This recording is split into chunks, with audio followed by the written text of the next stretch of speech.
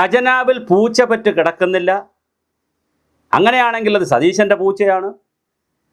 ഖജനാവ് നിറഞ്ഞിരിക്കുകയാണ്, അതുകൊണ്ട് കൈ നിറയെ ഞങ്ങൾ കൊടുക്കുകയാണെന്നൊക്കെയാണ് ബാലഗോപാൽ കഴിഞ്ഞ ബഡ്ജറ്റിൽ തള്ളിയത്. അത് കേരളം ധനകാര്യത്തിൻ്റെ കാര്യത്തിൽ വളരെ മുന്നോക്കമാണെന്ന് പറഞ്ഞു. പക്ഷേ ഇന്ന് സംഭവിക്കുന്ന എന്താണെന്നറിയാവോ? കടുത്ത സാമ്പത്തിക പ്രതിസന്ധി മാർച്ച് മാസത്തിലെ അവസാന ദിവസങ്ങളിൽ ട്രഷറിയിൽ ഇനി ബില്ല് മാറണ്ട, ഉത്തരവല്ല വാക്കാൽ 25 ലക്ഷം രൂപ വരെയുള്ള ബില്ലുകൾ മാറിയാൽ മതി. ട്രഷറി ഓഫീസർമാർക്ക് വാക്കാൽ നിർദ്ദേശം കൊടുത്തു. എല്ലാ പ്രാവശ്യവും ഇതാണ്, ടെലഫോണിക് നിർദ്ദേശം കൊടുക്കും. 25 ലക്ഷം വരെയുള്ള ഇത് മാറിയാൽ മതി. ഉച്ചയ്ക്ക് 12 മണിക്കും ബില്ലുകളും ചെക്കുകളും പാസ്സാക്കുന്ന നിർത്തും. നാളെ 12 മണിക്ക് മുമ്പേ ചെക്കുകളും ബില്ലുകളും പാസ്സാക്കുന്ന നിർത്തും. അത് രാവിലെ വച്ച് പിടിച്ചോണം. ഏതെങ്കിലും ഡിപ്പാർട്ട്മെൻറ്റിന് പൈസ കിട്ടാനുണ്ടെങ്കിൽ, ഓട്ടോണമസ് സ്ഥാപനങ്ങൾക്ക് പൈസ കിട്ടാനുണ്ടെങ്കിൽ, സ്ഥാപനങ്ങൾക്ക് എവിടെന്നെങ്കിലും ഏതെങ്കിലും തരത്തിൽ ഈ സാമ്പത്തിക വർഷത്തെ പൈസ കിട്ടാനുണ്ടെങ്കിൽ നാളെ രാവിലെ ക്യൂവിൽ കയറിക്കോണം. മറ്റന്നാളത്തേക്ക് കാത്തു നിൽക്കരുത്. നാളെ ഉച്ചയോടുകൂടി ഒരു 12 മണിയോട് ബില്ലുകൾ നിർത്തും. അടുത്ത സാമ്പത്തിക വർഷം പണലഭ്യത അനുസരിച്ച് കൊടുത്താൽ മതി എന്നാണ്. അപ്പോൾ നാളെ 12 മണിക്ക് മുമ്പേ ട്രഷറി ക്യൂവിൽ കയറിക്കോണം. 24 വരെ കിട്ടിയ ബില്ലുകളും ചെക്ക് മാത്രം പാസ്സാക്കിയാൽ മതിയെന്നും ഒരു നിർദ്ദേശമുണ്ട്. കഴിഞ്ഞ മാസം ഈ മാസം 24-ാം തീയതി വരെ. അപ്പോൾ 24-ന് ശേഷം കിട്ടിയത് പാസ്സാക്കുക പ്രയാസമായിരിക്കും. സ്പെഷ്യൽ സാങ്ഷൻ വേണ്ടി വരും. വളരെ രസമുണ്ട്. ശനിയാഴ്ച രാവിലെ 5 കോടി രൂപയുള്ള ബില്ലുകൾ പാസ്സാക്കാൻ വാക്കാൽ നിർദ്ദേശിച്ചിരുന്നു. എന്നാൽ ഉച്ചയോടെ 25 ലക്ഷമാക്കി കുറച്ച് ബില്ലുകൾ പാസ്സാക്കുന്നത് സംബന്ധിച്ച അന്തിമ നിർദ്ദേശം വന്നത് ശനിയാഴ്ച പ്രവൃത്തി ദിവസം കഴിഞ്ഞതിന് ശേഷമാണ്. എത്ര മനോഹരമായിരിക്കുന്നു. ധനകാര്യ വകുപ്പ് അഡീഷണൽ ചീഫ് സെക്രട്ടറി അടക്കമുള്ള ആളുകളുണ്ടല്ലോ, ഒരുപാട് പേരുണ്ടല്ലോ ധനകാര്യ വകുപ്പിൽ. നിങ്ങൾ കർശനമായ നിയന്ത്രണം ഏർപ്പെടുത്തുന്നുണ്ടല്ലോ. തിങ്കളാഴ്ച ഉച്ചശേഷം ബില്ലുകൾ പാസ്സാക്കാൻ കഴിയാത്ത പരമാവധി ബില്ലുകൾ ശനിയാഴ്ച തന്നെ പാസ്സാക്കിയിരുന്നു. കുറേ ബില്ലുകൾ ആവശ്യപ്പെട്ടത്.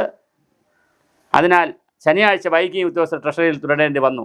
ആവശ്യമെങ്കിൽ ജോലി പൂർത്തിയാക്കാൻ ഞായറാഴ്ചയും ട്രഷറികളിൽ എത്തണമെന്നും ആവശ്യപ്പെട്ടിട്ടുണ്ട്. അപ്പോൾ ഇന്നും ട്രഷറി വേണമെങ്കിൽ പ്രവർത്തിപ്പിച്ചോളാൻ പറഞ്ഞിട്ടുണ്ട്. പക്ഷേ നാളെ 12 മണിക്ക് മുമ്പേ, ഇതെല്ലാ വർഷവും ആണ്ടുതോറും നടത്തുന്ന ഉത്സവമാണ്. ഈ വർഷവും ഭംഗിയായി നടത്താൻ തീരുമാനിച്ചിരുവരും സന്തോഷപൂർവ്വം അറിയിക്കുന്നതിനോടൊപ്പം പരിപാടിയിൽ ഏതൊരു മാറ്റം വരുത്താനും ഉത്സവ കമ്മിറ്റിക്ക് അധികാരമുണ്ടായിരിക്കും.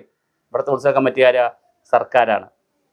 ഇതെല്ലാ വർഷവും ഉള്ളൊരു പരിപാടിയാണ്. എന്നിട്ട് നമ്മൾ പറയും നമുക്കിവിടെ ആവശ്യം പോലെ പണമുണ്ട്, ബഡ്ജറ്റിൽ പൈസയുണ്ട്, ഞങ്ങൾ അങ്ങനെ കൊടുക്കും, ഇങ്ങനെ കൊടുക്കും, DA കൊടുക്കും, DR കൊടുക്കും. ഒന്നും കൊടുക്കത്തുമില്ല. നല്ല തമാശയാണ്. നമ്മുടെ ഭരണവ്യവസ്ഥയെക്കുറിച്ച് ആലോചിച്ചാൽ, നമ്മുടെ അഡ്മിനിസ്ട്രേഷനെക്കുറിച്ച് ആലോചിച്ചാൽ അതിമനോഹരമായ മധുരമനോഹരമായ തമാശയാണ് നടക്കുന്നത്. അപ്പോൾ ഈ ഖജനാവിൽ പണമില്ലാതെ എവിടെ നിന്നാണ് ഈ സംവിധാനങ്ങളൊക്കെ കൊടുക്കുക എന്നുള്ളൊരു ചോദ്യമുണ്ട്.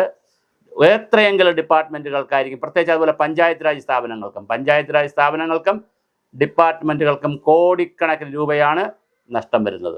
ഇനി അടുത്ത വർഷം സാമ്പത്തിക സ്ഥിതി അനുസരിച്ച് കൊടുത്താൽ മതി എന്ന് പറയുമ്പോൾ ഏപ്രിൽ ആദ്യം ബില്ലുകൾ ചിലപ്പോൾ മാറാൻ കഴിയും. പക്ഷേ മെയ് 4 കഴിയുമ്പോൾ പുതിയ ഗവൺമെൻറ് വരും, എല്ലാം കീഴ്മേൽ മറിയും, തകിടം മറിയും, ഒന്നേന്നായിരിക്കും തുടങ്ങുന്നത്. ഇത് ഈ സംസ്ഥാനത്തിൻ്റെ ഒരു ശാപമാണ്, വളരെ വലിയ ശാപമാണ്. ബില്ലുകൾ നേരത്തെ സബ്മിറ്റ് ചെയ്യില്ല, സബ്മിറ്റ് ചെയ്താൽ സമയത്ത് കൊടുക്കില്ല, സമയത്ത് കൊടുത്താൽ വാക്കാൽ ഇങ്ങനെ ഒരുപാട് നിർദ്ദേശങ്ങൾ നൽകി നമ്മുടെ ഭരണവ്യവസ്ഥ എന്ന് പറഞ്ഞാൽ ബ്രിട്ടീഷുകാരുണ്ടാക്കി വെച്ചൊരു ഭരണവ്യവസ്ഥയാണ്. എന്താണെന്നറിയാവോ? ബഡ്ജറ്റിൽ മധുരമനോഹരമായ വാഗ്ദാനങ്ങൾ പറയുക, എന്നിട്ട് അത് നടപ്പിലാക്കാതിരിക്കുക, നടപ്പിലാക്കിയാൽ കർശനമായി ഓഡിറ്റ് വെച്ചത് പിടിക്കുക, എന്നിട്ട് അതിൽ കള്ളത്തരം കണ്ടുപിടിക്കുക, എല്ലാ തരത്തിലും സർക്കാരിനെ പ്രവർത്തിക്കാതാക്കുക എന്നുള്ളതാണ് എപ്പോഴും. അതുകൊണ്ടാണ് ദാരിദ്ര്യരേഖയൊക്കെ എത്രയോ വർഷങ്ങളായിട്ട് ഇവിടെ കിടന്നു.